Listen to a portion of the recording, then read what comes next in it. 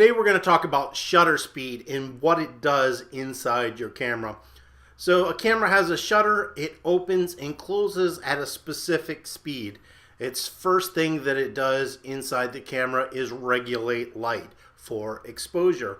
So the slower the shutter speed is, the more light it lets in. So slower shutter speed, a 1/30th of a second, or up here a 1,000th of a second. It's going to be much quicker and it's going to let in less light. So it's regulating light, and that's helping you with exposure. Now, the more important aspect of shutter speed is it's controlling an element of time or motion. Now, there's a couple different theories on how to explain or what to set your shutter speed at as far as defaults and what it can do. So we're going to take a look here. And so this is a little card I've made up for my students. And I've started off at a 1/30th of a second, but this goes much lower this way, all the way down to 30 seconds and higher. Usually cameras can go up to 4,000 or 8,000th of a second.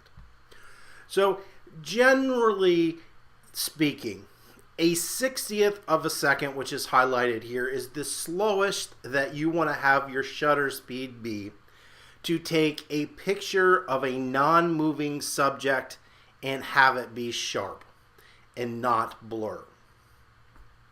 Once you go below 60th of a second or down this way, you run the risk of the image blurring a little bit. Even if you have a subject that's not moving, it has a chance to blur. Does that mean it's going to blur at 1/30th of a second? No. There's a whole bunch of different factors that go into this. But generally, a good rule of thumb is 60th of a second is good for a handheld photo of a non-moving subject.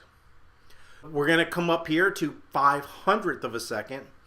500th of a second, as a general rule, is the slowest you should take an image to stop action. So if you need to stop movement or action, the slowest you should take a image or a photograph at is 1/500th of a second.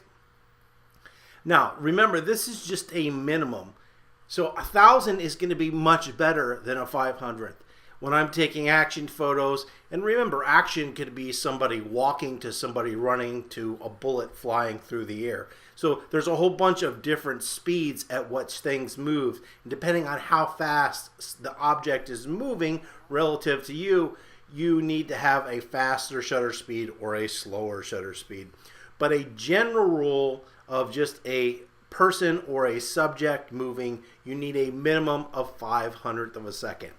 I find this to be a little slow in most circumstances, so I try to set mine at 1,000th of a second at minimum if possible. Now, a lot of this has to do with the light.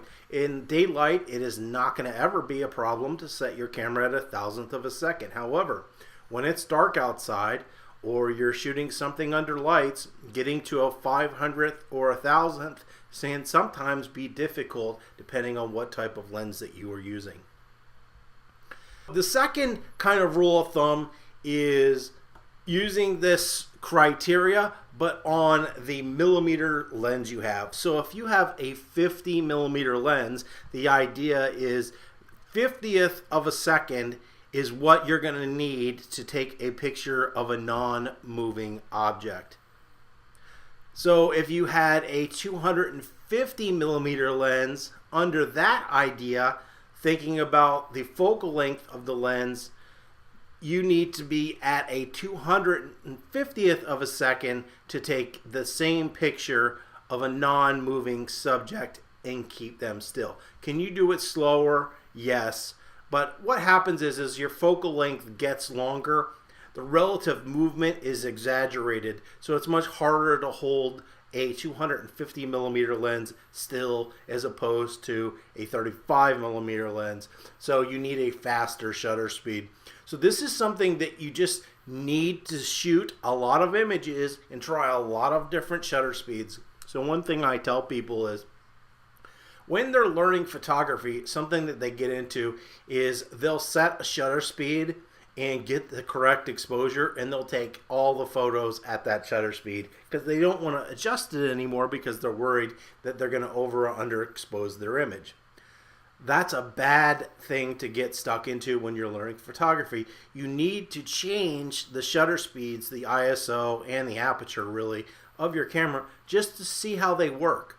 Until you understand how they work, you're going to have a difficult time knowing exactly what to set the shutter speed at. So we're going to take a look at some images here, and I will talk about the different shutter speeds used in those images. Alright, so I'm back. So we're going to take a look at some images shot at different shutter speeds. So I'm in a program called Photomechanic, which is the browser that I use. We're going to start off with some slower shutter speeds here. So I'm going to go ahead and open this image here. So this is the first image we're going to take a look at. So this was shot at nighttime. This is a handheld image and a long exposure, meaning that your shutter speed is slow. So let's say it's at 1 second or maybe 2 seconds.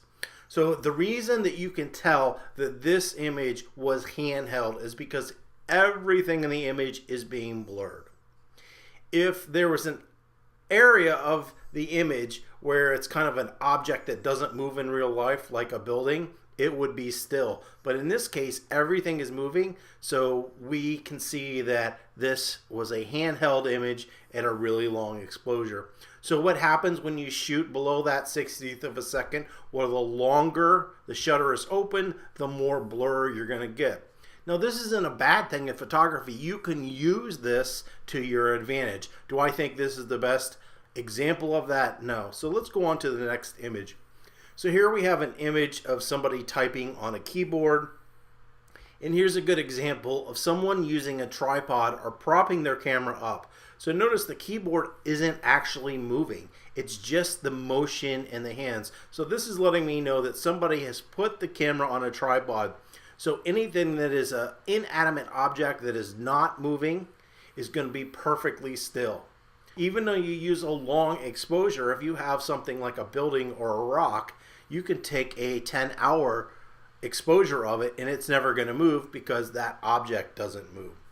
In this case, what the photographer was doing was having only one element of the image move. So they were setting a long exposure, we'll say 5 seconds, 10 seconds, like that. And it's keeping the keyboard relatively still and the table. However, the hands are moving as they type, and that's what's giving this an element of time. So this is difficult to achieve in a two-dimensional photograph because usually things are still or stopped. So by using shutter speed to your benefit, so you can add that element of time or motion into your image. So we'll come here. So this is the same sort of thing, just done it in a different way. This is a much longer exposure. So let's say this is around 15 seconds, just to whip something out there. Once again, the camera is on a tripod because we have all these elements that really aren't moving and they are still. The only thing that's moving is the people kind of through this bazaar or shopping area. So since they are moving and the exposure is really long, they're blurring and they're actually turning into like an abstract color pattern, giving this image sense of time, once again, by using the shutter speed to your benefit. So we will come here. The next image here is kind of action or stopping action. So in this case, where we were shooting at a really slow shutter speed, now we're going to be shooting at a really fast shutter speed. And so what is that going to do? It's going to stop every element. You would be surprised, but rain or water actually moves really, really fast through an image. So this is probably an extremely high shutter speed. I would say 2,000, maybe 4,000th of a second to stop this action. So it's kind of freezing time. And so in this case, we're using a high shutter speed to kind of freeze time. Now, one of the problems that you run into when you shoot at this high speed is the shutter speed is opening and closing faster, so it lets less light into the camera. So you have to compensate with that with either the ISO or the aperture, especially if you're in sort of a cloudy or a dark area. So we'll move on to the next image. So here's another image where somebody is shooting at a slow shutter speed to get the element of time. And we know that this is a handheld image because everything is blurred or moving in this image. Another action photo. So we're shooting at a high shutter speed to kind of stop that moment in time.